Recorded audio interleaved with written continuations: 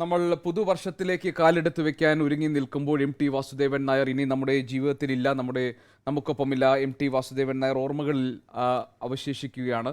അദ്ദേഹത്തിൻ്റെ മൃതശരീരം ഇപ്പോൾ കോഴിക്കോട്ടെ വസതിയിൽ കിടത്തിയിരിക്കുന്നു. അദ്ദേഹത്തെ കാണാനും അന്തിമോപചാരം അർപ്പിക്കാനും ജീവിതത്തിൻ്റെ നാനാതുറകളിൽ, സമൂഹത്തിൻ്റെ നാനാതുറകളിലുള്ള ആളുകൾ എത്തിക്കൊണ്ടിരിക്കുന്നു. അദ്ദേഹം വ്യാപരിച്ച മേഖലയിൽ, പ്രത്യേകിച്ച് സാഹിത്യത്തിലെയും ചലച്ചിത്ര മേഖലയിലെയും പ്രമുഖരൊക്കെ തന്നെ എം.ടി. അവസാനമായി ഒരു നോക്ക് കണ്ട് അന്ത്യാഞ്ജലി അർപ്പിക്കാൻ വേണ്ടി എത്തുകയാണ്.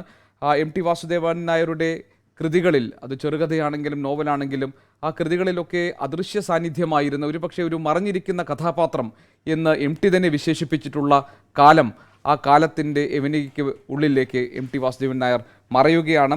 ഹാഷ്മി താജ് ഇബ്രാഹിം ഞങ്ങളുടെ പ്രതിനിധിയുണ്ട് ഇപ്പോൾ കോഴിക്കോട്ട് എം.ടിയുടെ വസതിക്ക് സമീപം. ഹാഷ്മി, എം.ടിയെ സംബന്ധിച്ച് വളരെ മിതഭാഷിയായിരുന്നു.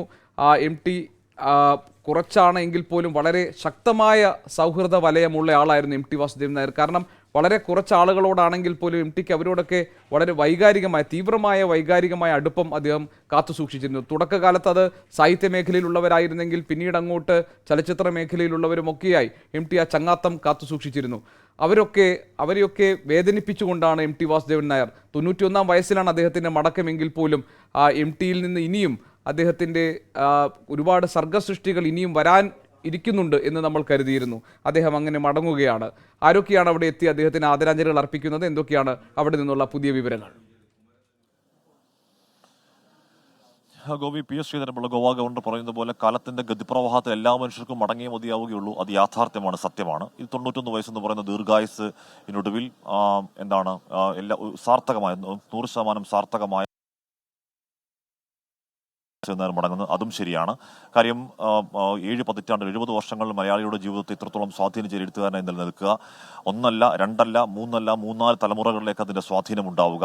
ഇനി വരും തലമുറകളിലേക്കും ഈ പറഞ്ഞ 2-ാം ഊഴം അടക്കമുള്ള പുസ്തകങ്ങൾ അതിൻ്റെ പതിപ്പുകളായി ഇറങ്ങി വിറ്റുപോകുകയും വായിക്കപ്പെടുകയും ചെയ്യും എന്ന് ഉറപ്പുണ്ടാവുക എന്ന് പറയുന്നത് അങ്ങേയറ്റം ഒരു എഴുത്തുകാരന് കിട്ടാവുന്ന സാർത്ഥകമായ ജീവിതമാണ്, തർക്കമാക്കരുതില്ല. എങ്കിൽ കൂടിയും 91 വയസ്സല്ല, 100 അല്ല, 100 കഴിഞ്ഞാൽ പോലും നമ്മളൊക്കെ ഒരാൾ മരിക്കരുതെന്ന് ആഗ്രഹിക്കുന്ന ആൾക്കാരുണ്ടെങ്കിൽ അതിലൊരാൾ ഉറപ്പായും എം.ടി. വാസുദേവൻ നായരാണ്. എം.ടി. വാസുദേവൻ നായർ നമുക്കറിയാം, ഗോപി ആശുപത്രിയിലായിരുന്നു. അദ്ദേഹത്തിന്റെ ആരോഗ്യാവസ്ഥയെക്കുറിച്ച് മെഡിക്കൽ ബുള്ളറ്റിനുകൾ നിരന്തരം വന്നുകൊണ്ടിരുന്നു. നമുക്കറിയാം 91 വയസ്സിൽ പക്ഷേ 67 മടങ്ങി വന്ന് 2-ാം ഊഴം എഴുതിയതുപോലെ, അത് കഴിഞ്ഞ് ഒരിക്കൽ കൂടി മരണവക്കത്ത് നിന്ന് മടങ്ങി വന്ന പോലെ ഒരുപക്ഷെ മലയാളത്തിന്റെ എം.ടി. ഇക്കുറി ആ ഒരു മടങ്ങിവരവ് നടത്തില്ല എന്ന് നമ്മുടെ ഹൃദയം എന്ന് നമ്മുടെ തലച്ചോറ് പറയുമ്പോഴും അങ്ങനെയല്ല. ഇക്കുറി മടങ്ങി വരും. 2-ാം ഊഴത്തിനേക്കാൾ ശക്തമായ മറ്റൊന്നുകൂടി എം.ടി. എഴുതാൻ പോകുന്നു. നമ്മുടെ ഹൃദയം വൈകാരികമായി വെറുതെ വിശ്വസിച്ചു. അത് എം.ടി. വാസുദേവൻ നായർ മരിക്കുന്നതിൽ വലിയ വേദന ഉള്ളതുകൊണ്ടാണ്. എം.ടി. വാസുദേവൻ നായർ ഇല്ലാത്ത മലയാളത്തെ നമുക്ക് സങ്കല്പിക്കാൻ കഴിയാത്തതുകൊണ്ടാണ്. എം.ടി. വാസുദേവൻ നായർ ഇല്ലാത്ത കൈരളി എന്ന് പറയുന്നത് ശീർഷകമില്ല. ഇപ്പോൾ ഇന്നലെ പ്രഭാവർ പറഞ്ഞത് മലയാളത്തിന്റെ ടൈറ്റിലായിരുന്നു എം.ടി., മലയാളത്തിന്റെ ശീർഷകമായിരുന്നു എം.ടി. അപ്പോൾ ആ ശീർഷകമില്ലാത്ത മലയാളത്തെ നമുക്ക് ഓർക്കാൻ പോലും കഴിയില്ല എന്നതുകൊണ്ടാണ് എം.ടി. വാസുദേവൻ നായർ ഇല്ലാത്ത മലയാളത്തെ നമുക്ക് ഓർക്കാൻ കഴിയാതിരുന്നത്. അത് യാഥാർത്ഥ്യമാകുന്നു. ഇവിടെ സിത്താരയിൽ എം.ടി. വാസുദേവൻ നായർ അദ്ദേഹത്തിന്റെ അവസാനത്തെ ഉറക്കത്തിലാണ്. അവസാനത്തെ യാത്രയിലേക്ക് ഇങ്ങോട്ടേക്ക് വന്നു. ഒരുപാട് സൗഹൃദങ്ങൾ കണ്ട, ഒരുപാട് എഴുത്തുകൾ കണ്ട, ഒരുപാട് അല്പസമയം വിശ്രമിച്ച ഈ വീട്ടിൽ നിന്ന് അവസാന വിശ്രമത്തിൽ ഒരുങ്ങുന്നു എം.ടി. വാസുദേവൻ നായർ. വൈകുന്നേരമാകുമ്പോഴേക്കും മാവൂർ റോഡ് ശ്മശാനത്തിലേക്ക് പോവുകയാണ് എം.ടി. വാസുദേവൻ നായർ. അതിനുശേഷം അദ്ദേഹത്തിന്റെ എഴുത്തുകൾ, അദ്ദേഹത്തിന്റെ കൃതികൾ പൂർണ്ണമായി ജ്വലിച്ചങ്ങനെ നിൽക്കുമെന്ന കാര്യത്തിൽ ഭൂഗോളത്തിൽ ഒരു അവസാനത്തെ മലയാളി ജീവിച്ചിരിപ്പുണ്ടോ അക്കാലം അത്രയും മണ്ണും മലയാളമുള്ള കാലത്തോളം എം.ടി. വാസുദേവൻ നായരുടെ ആ കൃതികൾ, കഥാപാത്രങ്ങൾ, അപ്പുണ്ണിയും സേതുവും ഒക്കെ ഏറ്റവും സജീവമായി ജീവിച്ചിരിക്കുന്ന കാര്യത്തിൽ തർക്കമില്ല. ഗോപി, മാതൃഭൂമിയുടെ ഇന്നത്തെ ഒരു എം.ടി. ഇന്നലെ ക്രിസ്മസ് അവധിയായിരുന്നു, അത് കാരണം ഇന്ന് പത്രങ്ങളില്ല. എം.ടി. വാസുദേവൻ നായർ മാതൃഭൂമി തമ്മിലുള്ള അഗാധമായ ബന്ധം, പത്രാധിപർ എന്നുള്ള നിലയ്ക്കുള്ള ബന്ധം നമുക്കൊക്കെ അറിയാവുന്നതാണ്. അതുകൊണ്ട് മാതൃഭൂമി എം.ടി. വാസുദേവൻ നായർക്ക് വേണ്ടി ഒരു പ്രത്യേക പതിപ്പ് ഇന്ന് ഇറക്കുകയാണ്. സുഹൃതകാലം ഇതാണ് അതിന്റെ തലക്കെട്ട്. അതിൽ പറയുന്നത് മാന്ത്രിക സ്പർശമുള്ള ഭാവന കൊണ്ടും തൂലിക കൊണ്ടും മലയാളത്തിന്റെ തലമുറകളിലെ വസന്തം അനുഭവിച്ച എഴുത്തുകാരൻ എം.ടി. വാസുദേവൻ നായർ അന്തരിച്ചു.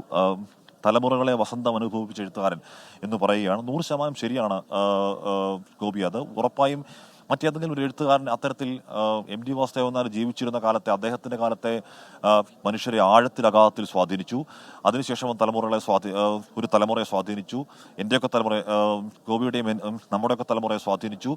വരാൻ പോകുന്ന തലമുറയെ സ്വാധീനിക്കുന്നു എന്ന് ഉറപ്പുണ്ടതിന് കാരണം എൻ്റെ വ്യക്തിപരമായ അനുഭവം പറഞ്ഞാൽ, ഗോപി, ഈ അടുത്ത കാലം നമ്മൾ 24 കണക്റ്റിൻ്റെ ഒരു ലഹരിവിരുദ്ധ ബോധവൽക്കരണത്തിന് ഒരു സ്കൂളിൽ പോകുമ്പോൾ അവിടുത്തെ ഒരു +2 വിദ്യാർത്ഥി, അവൻ അത്യാവശ്യം വായിക്കുന്നവനാണ്, ഇഷ്ടപ്പെട്ട് സംസാരിച്ചപ്പോഴേക്കും അവൻ ഇഷ്ടപ്പെട്ട എഴുത്ത് ഷെർലക്കാണ്. എം.ടി. ഇന്ത്യയുടെ ഷെർലക്കാണ് എഴുത്ത്, രണ്ടാം ഊഴമടക്കം അവൻ വായിച്ചുകൊണ്ടിരിക്കുന്നു എന്നൊക്കെ പറയുമ്പോൾ നമുക്ക് അടുത്ത തലമുറയും വായിച്ചു തുടങ്ങുക. അടുത്ത തലമുറയും ഈ പറയുന്ന രണ്ടാം ഊഴവും നാലുകെട്ടും ഒക്കെ തെരഞ്ഞു പിടിച്ച് വായിക്കുകയാണ്. നാലുകെട്ടൊക്കെ നമുക്കറിയാം, മരുമക്കത്തായത്തിൻ്റെ തകർച്ച, ഫ്യൂഡലിസത്തിൻ്റെ തകർച്ച, തകർന്നുപോയ തറവാടുകൾ, അതിലുണ്ടാകുന്ന മനുഷ്യൻ്റെ അസ്തിത്വ പ്രതിസന്ധികൾ, അതൊക്കെ നമ്മൾ കരുതി ഏതോ കാലത്തുണ്ടാകുന്ന ഒരു സംഭവമാണെങ്കിൽ അത് പിന്നെയും തലമുറകളിലേക്ക് പെനട്രേറ്റ് ചെയ്ത് പിന്നെയും നാലുകെട്ട് വായിക്കപ്പെടുന്നു എന്നുള്ളത് ഒരു എഴുത്തുകാരന് കിട്ടാവുന്ന പുതിയ തലമുറയിലേക്ക് കൂടി മഹാഭാഗ്യമാണ്. വ്യാപിച്ചു കിടക്കുന്നതാണ് എം ടിയുടെ സാഹിത്യ ലോകം. ആ പുതിയ തലമുറയും എം ടിയുടെ എഴുത്തുകളെ സ്വീകരിച്ചു തുടങ്ങിയിരിക്കുന്നത്. അതുകൊണ്ടാണ് എം ടി ആ അർത്ഥത്തിൽ കാലത്തെ അതിജീവിക്കുന്ന എഴുത്തുകാരനാണ് എന്ന് നമുക്ക് പറയാൻ കഴിയുന്നത്.